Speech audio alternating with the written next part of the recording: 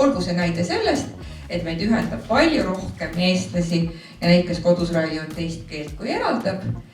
Ma annan siit mikrofoni üle Impile, kui pärast on küsimusi, ma vastan nendele hea meelega, aga kõigile ma panen südamele, et mõelge täna Jumala eest, ärge kasutage võõrast sümboolikat, te kindlasti ei tee seda, ärge provotseerige kedagi, tänane päev läheb üle ja homme läheb elu edasi ja ma usun, et iga aastaga läheb Narvas ka meeleolu rahulikumaks ja lootus on teil, noorematel inimestel, aitäh!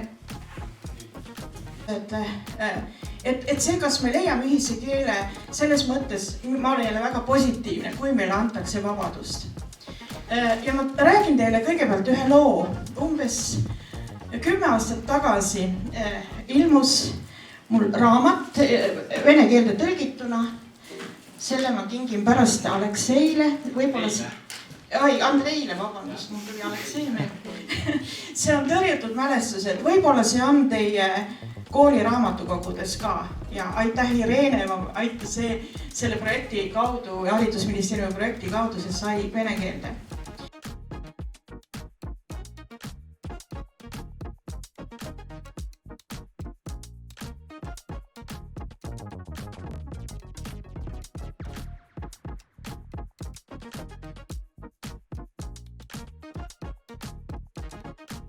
Siis ma ei tea, kas on mingisuguseid tervitussõnu sinu öelda, sa näed, No loomulikult tervitame, tore, et te olete siia tulnud.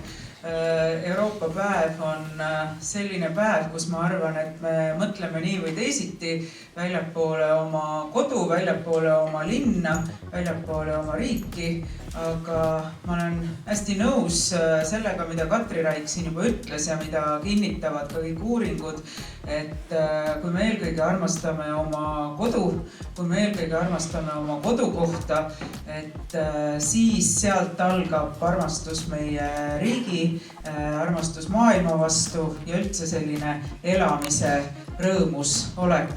Et mul on väga hea meel, siin on mõned noored, kellega me täna hommikul kohtusime. Kõik need teadmised ja hoiakud on ikkagi sätestatud riiklikus õppekavas ja iga õpetaja, ma olen selles kindel, et iga õpetaja püüab neid ikkagi elu viia. Aga sellest me veel räägime. Mina käsitleks ka seda küsimust vastates siis kahest erinevast aspektist, et üks tõesti see, mis puudutab eestikeelsele õppele üleminekut ja ma olen kolleeg Irenega väga nõus, et see ei ole pelgalt õppekeele muutus, millest me tegelikult täna räägime.